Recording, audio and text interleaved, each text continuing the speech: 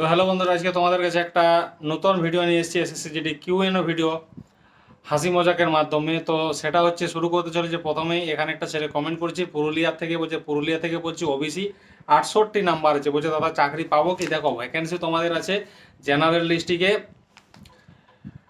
175টা। তো তুমি যদি লেগে থাকো তাহলে 100% হবে। আসছি পরের কমেন্টে, border district OBC A 61 number, তো তোমাদের ভ্যাকেন্সি 382টা আছে, লেগে থাকো তাহলে অবশ্যই হবে। ঝাড়গ্রাম ডিস্ট্রিক্ট বলছে ভ্যাকেন্সি কটা আছে দাদা? ওবিসি 75 নম্বর পেয়েছি, ভ্যাকেন্সি মাত্র 7টা আছে। তো ঝাড়গ্রামে ওবিসি ছেলে নিশ্চয়ই অনেক পাস করেছে, মাঠে অনেকে ফেল হবে, মেডিকেলে ফেল হবে। তুমি যদি মেডিকেল পর্যন্ত টিকে থাকতে পারো তাহলে হবে, আর যদি মেডিকেল পর্যন্ত তুমি না পাস করতে পারো তাহলে তোমার হবে না, সোজা কথা। আসি পরে কমেন্টে, বর্ডার ডিস্ট্রিক্ট ইউআর মেয়ে 83 নাম্বার হয়ে যাবে। বর্ধমান এসসি 103 নাম্বার 100% হয়ে যাবে। জেনারেল ডিস্ট্রিক্ট কিউআর 74 নাম্বার মেয়ে 40টা ভ্যাকেন্সি আছে, ফাইনাল পর্যন্ত লেগে থাকলে তবেই হবে, না হলে কিন্তু হবে না। ঝাড়গ্রাম থেকে বলছে ওবিসি 73 নাম্বার 7টা সিট আছে। দেখো একজন 75 নাম্বার পেয়েছে, একজন 73। যে ভাবছো 75 পেয়েছে ভাবছো চাকরি হয়ে যাবে, এরকম কোনো গ্যারেন্টি নেই।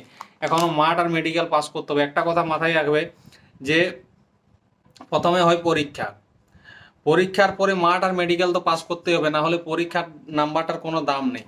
আগে কি হতো, আগেকার দিনে হতো প্রথমে মাঠ, তারপরে পরীক্ষা, তারপরে মেডিকেল। এবার মেডিকেলে যারা ফেল করে যেত নিশ্চয়ই তাদের চাকরি হতো না, তাহলে মাঠ আর পরীক্ষা পাস করাটা কোনো দাম রইল না। ঠিক সেরকমই পরীক্ষায় যতই নাম্বার পাও, মাঠ আর মেডিকেল না পাস করলে কোনো দাম নেই। তো এরপর আসছে কোচবিহার থেকে, বলছে কোচবিহার থেকে মেয়ে এসসি 95 নাম্বার ভ্যাকেন্সি আছে এখানে আছে 48টা। পুরুলিয়ার মেয়ে ওবিসি নাম্বার হচ্ছে 67, ভ্যাকেন্সি মাত্র জেনারেল ডিস্ট্রিক্টে 20টা আছে। Border district OBC 72 number, vacancy 382টা। বাঁকুড়া থেকে বলছে ইউআর 98 নাম্বার, ভ্যাকেন্সি কোটা আছে দাদা? ভ্যাকেন্সি আছে 319টা। লেগে থাকো ভাই, আমি তো বলছি জুন জুলাই মাসে রানিং হবে, অনেক গরমের সময়, যদি এখন থেকে ভালোভাবে প্রস্তুতি নাও তাহলে হবে, না হলে কিন্তু হবে না। এরপর আসছি বর্ডার ডিস্ট্রিক্টে কিছু কমেন্ট। বর্ডার ডিস্ট্রিক্ট থেকে এসসি একজন বলছে দাদা মেয়ে 63 নাম্বার 400 ভ্যাকেন্সি আছে।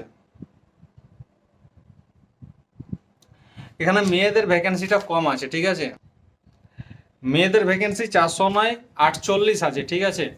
তো 48টা ভ্যাকেন্সি আছে, ছেলেদের এখানে আছে 400টা ভ্যাকেন্সি। তো তোমরা যদি লেগে থাকো তো ফাইনাল পর্যন্ত হয়ে যাবে। ওই যে border district OBC 102 number, vacancy কটা আছে দাদা? 382টা। 12টা বর্ডার ডিস্ট্রিক্ট থেকে 382টা ভ্যাকেন্সি আছে। Border district SC 79 number 400 vacancy আছে ছেলেদের ক্ষেত্রে। বর্ডার ডিস্ট্রিক্ট ওবিসি মেয়ে বলছে ভ্যাকেন্সি কটা আছে দাদা? ভ্যাকেন্সি তোমাদের এখানে কম আছে, যে নাম্বার আছে সেই নাম্বারে 100% হয়ে যাবে। ঝাড়গ্রাম ডিস্ট্রিক্ট ওবিসি 90 নাম্বার 7টা ভ্যাকেন্সি আছে, যদি লেগে থাকো ফাইনাল পর্যন্ত তবেই হবে, না হলে কিন্তু ভাই হবে না। তো সেই অনুযায়ী ভালোভাবে প্রস্তুতি নাও তাহলেই হবে। ঝাড়গ্রাম ডিস্ট্রিক্ট ওবিসি 70 নাম্বার 7টা ভ্যাকেন্সি আছে। বর্ডার ডিস্ট্রিক্ট কিউআর 112, ভ্যাকেন্সি কত আছে? ভ্যাকেন্সি আছে 695টা। জেনারেলের ছেলে বেশি আর সিটের সংখ্যাও বেশি, কম্পিটিশন তাই বেশি হয়। জেনারেল ডিস্ট্রিক্ট ওবিসি 115, ভ্যাকেন্সি 175টা। বর্ডার ডিস্ট্রিক্ট কিউআর মেয়ে ভ্যাকেন্সি কোটা আছে 83। বর্ডার ডিস্ট্রিক্ট কিউআর মেয়ে ভ্যাকেন্সি কোটা আছে 83। এখানে বলছে বর্ডার ডিস্ট্রিক্ট এসসি 76 নাম্বার, হবে কি হবে না? 400 ভ্যাকেন্সি আছে, 100% হয়ে যাবে। মুর্শিদাবাদ মেয়ে বলছে জেনারেল 79 নাম্বার, ভ্যাকেন্সি কোটা 83টা। তো আমি ভ্যাকেন্সিগুলো বলে দিলাম, কে কত নাম্বার পেয়েছো সেটা বলে দিলাম। যদি লেগে থাকো ফাইনাল পর্যন্ত তাহলে হয়ে যাবে। কয়েকটা কথা গুরুত্ব দিয়ে শুনবে। দেখো যারা একাডেমিতে আছে তারা প্রতিদিন রানিং প্র্যাকটিস করছে, যারা বাড়িতে আছে বলছে দাদা রোদ বেশি, গরম বেশি, রানিং করছি না। ক্ষতিটা কার হচ্ছে? ক্ষতিটা নিজের হচ্ছে। তুমি একদিন ছাড়া রানিং করছো, দুদিন ছাড়া রানিং করছো, একটা ছেলে প্রতিদিন রানিং করছে, তাহলে কে সেখানে ভালোভাবে রানিং করতে পারবে? নিশ্চয় যে প্রতিদিন করছে সেই পারবে। তারপরে আরেকটা কথা, একাডেমিতে কি হচ্ছে, সকালে একবার রান করেছে, বিকেলে একবার রান করেছে, তাতে ওদের ক্ষতিও হচ্ছে। কি ক্ষতি হচ্ছে?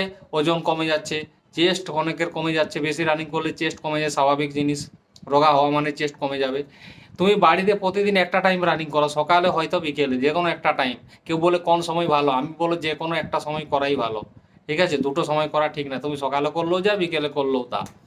এরপর রানিংটা যখন হবে জুন আর জুলাই মাসের মাঝখান থেকে শুরু করে দিবে, মানে এমন রোদ্দুর উঠে যাবে যে তুমি 2 কিলোমিটার যাওয়ার পরে হাঁপিয়ে যাবে।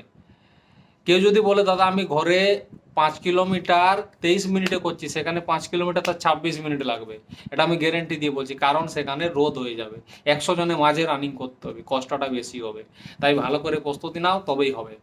আশা করি কথাটা বুঝতে পেরেছো। চ্যানেলটা সাবস্ক্রাইব করে লাইক কমেন্ট করবে।